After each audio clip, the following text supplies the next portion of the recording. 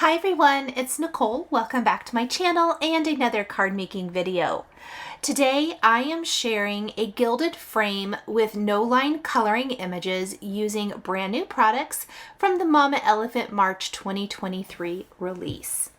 Today we are using the Flower Friends Stamps and Dies, the More Blooms Stamps and Dies, and the Flourish Frame Creative Cuts.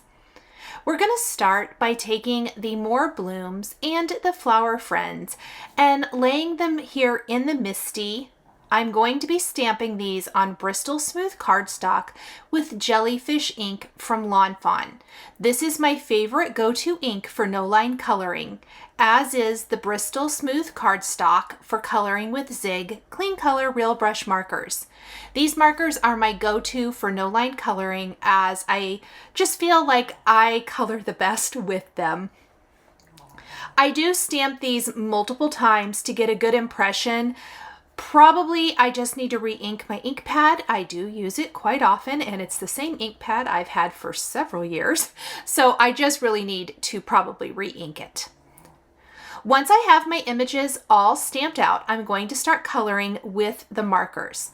I will be listing the markers in the description below the video here on YouTube, as well as on my blog post. The benefit of using this particular ink is that it's going to slightly kind of fade out or disappear, if you will, as the ink dries.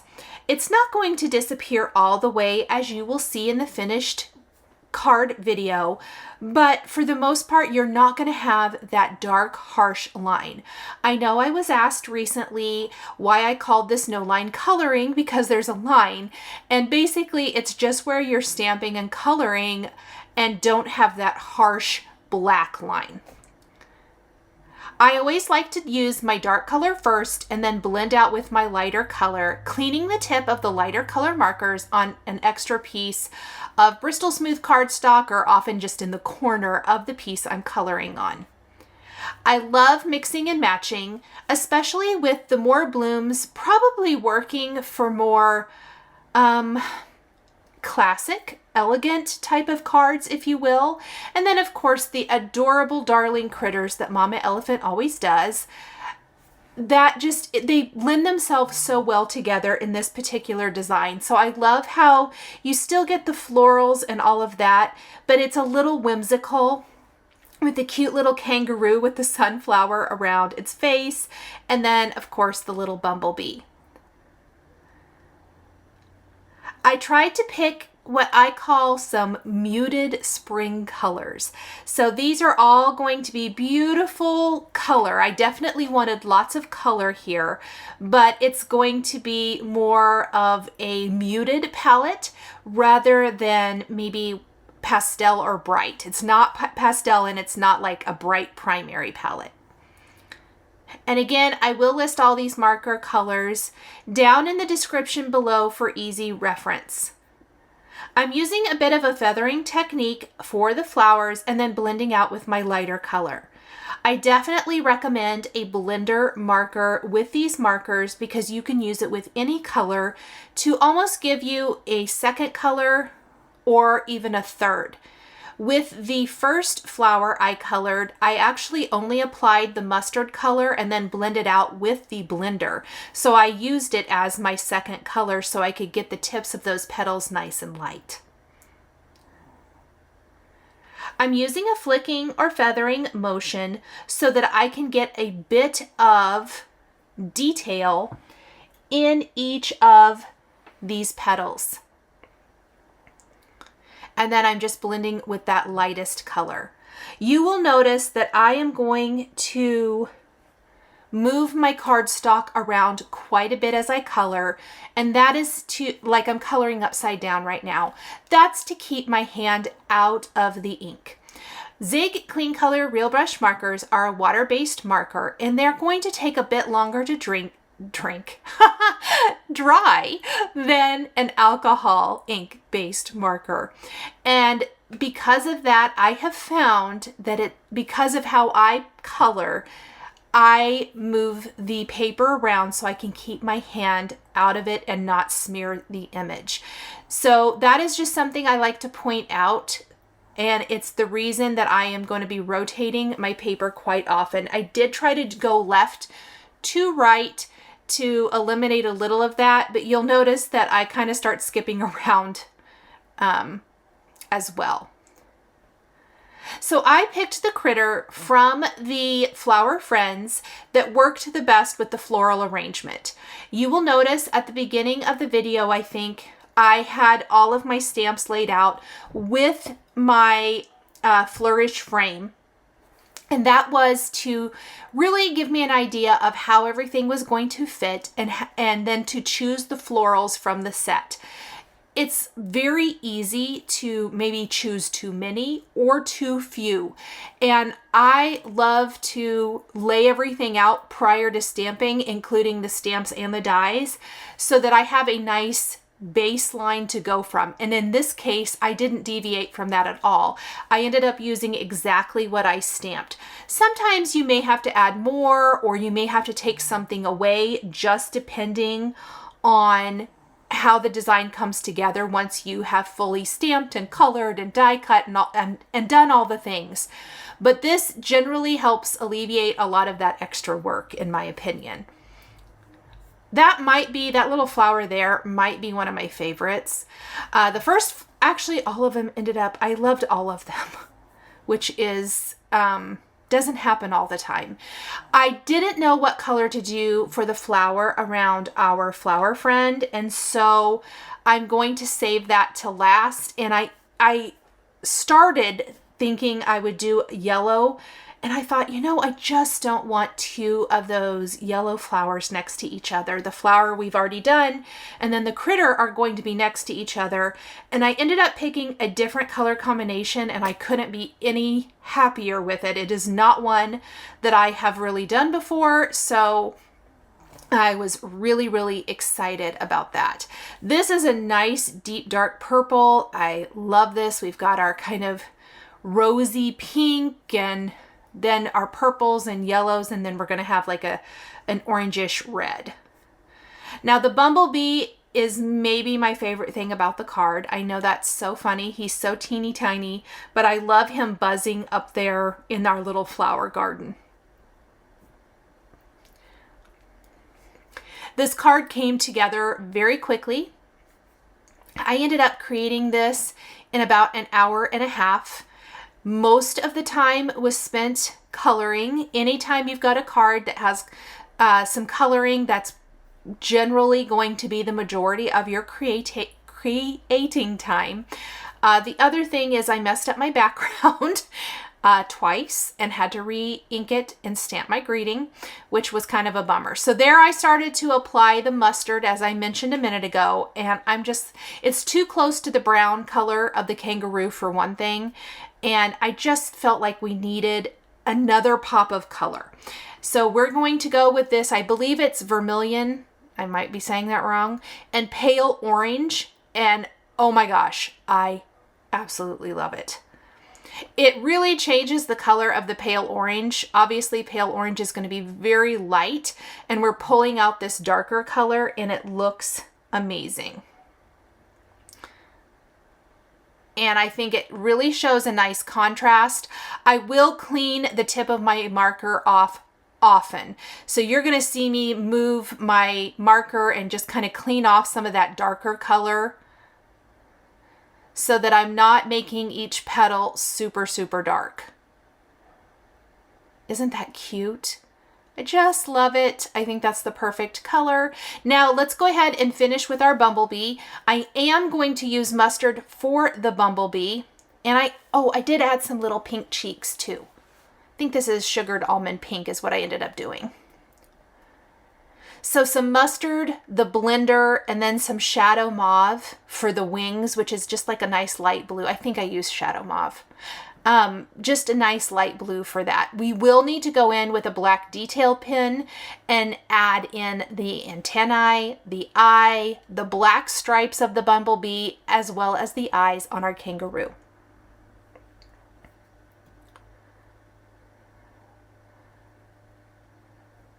And then I will take the coordinating dies and die cut everything.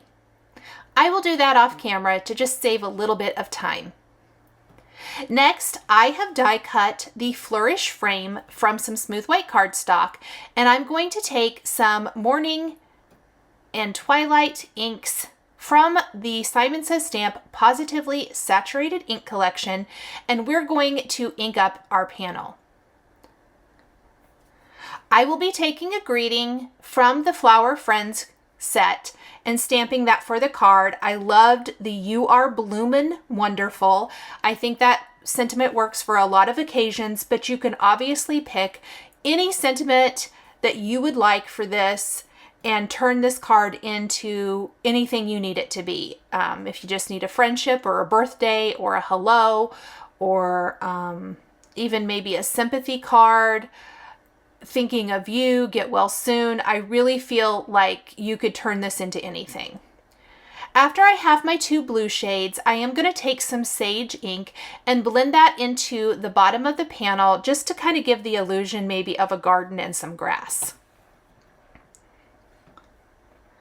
For my frame, I did die cut it from white, but I really felt like I wanted to make it almost look like a picture or a picture coming to life inside of the frame. Some of the flowers will stick outside of the frame, as you'll see when I put it all together, but I thought this contrast to me just doesn't really do it. So I actually die cut the frame again from wood grain cardstock, and that is going to go on top of the white frame to lift it just a tiny little bit. You could even die cut additional frames if you want to. Now, something that I always like to do before I commit to gluing things down is to lay out my components. So I'm double checking what I did earlier now with the die cut pieces, and that looks so cute. Oh my gosh, I love it so much. So I have die cut my Flourish frame from the wood grain cardstock, and I'm going to ink up the edges with mocha ink from Simon Says Stamp, and that's to give it a little bit more of a rustic look and maybe not quite so flat. This isn't the only thing that we're going to do to the frame. I will also be adding some foundry wax to the edges in my favorite gold color to just kind of give it that rough, antique-y, gilded type of effect. But first, we got to ink it all up and give it a little bit of a distress. When I place this around the frame, I like it a lot better. It just warms up the entire design. Now, that flower die you see in the upper right corner of the frame also comes with the Flourish frame, and you can layer the pieces together to make some beautiful floral embellishments. I'm going to stamp my greeting from the Flower Friends using VersaFine Onyx Black ink right in that little open area. And then I'm going to take the foundry wax and I am going to wipe it around the edges of the frame with my finger. I find that I like to apply it with my finger, and I did speed this up because it did take a few minutes.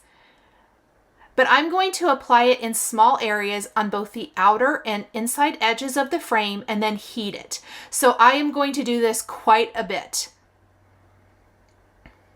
This also ensures that I don't accidentally wipe it off. Now, you do want to heat this up or it won't set. When it dries, it will be like powder and it will just flake off of your project. Oh my goodness, so cute. I love it so, so much. Now, once I have all of the foundry wax around my frame, I'm going to go ahead and glue this frame to the white frame and then glue it to my card base. I am going to be careful with the bottom of the frame because I do want to tuck some of the florals underneath that edge. I'm going to use liquid adhesive for this and just simply glue one on top of the other. And again, that just lifts it up a little bit. And then we are going to glue the inside panel right to our side fold card base. And this is a standard A2 sized card. Working pretty quickly, I am going to lift up that bottom and just start building my flower garden exactly how I had it all laid out. And some of the flowers will be in front and some will be behind other elements on the card design. This is one of my favorite things to do to give it a more natural look. And look at that cute little flower kangaroo.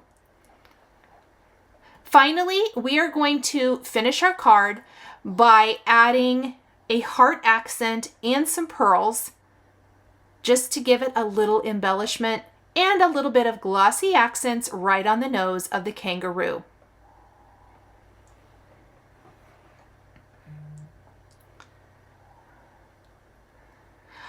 A little red heart accent right above the sentiment will provide a nice little pop of color and provide the heart that I love to add to almost all of my projects. I originally thought I might do more than one, but I think one is all that we really need. 3 felt like too many, and so I just kind of played around with it until I felt like it looked the best. Then I'm going to add some white pearls from Pretty Pink Posh just around some of the flowers to finish it off. I love the triangle trays from Simon Says Stamp. They hold on to all your little embellishments perfectly and then funnel them back into the containers or little storage bags they come in. This is such a cute, fun design, and I hope you've enjoyed the video. Thank you guys so much for joining me today. The supplies and markers I used are listed below the video here on YouTube. Thank you so much for joining me today for another paper crafting tutorial. I love being able to share with this incredible community of crafters. I want to give a huge shout out and special thank you to my amazing Patreon members. If you're interested in joining Patreon, please click the link in the description underneath the video here on YouTube. Patreon is a private community where you can support more of what I do. There's exclusive content, you'll receive a handmade birthday card from me during your birthday month, monthly lives for my top tier patrons, and more. We would love to have you join our growing community. If you enjoyed this video, please subscribe to my channel, click the like button, and don't forget to click the notification bell so you're always notified when I have a video or go live. Thank you again for watching, and I'll see you again next time.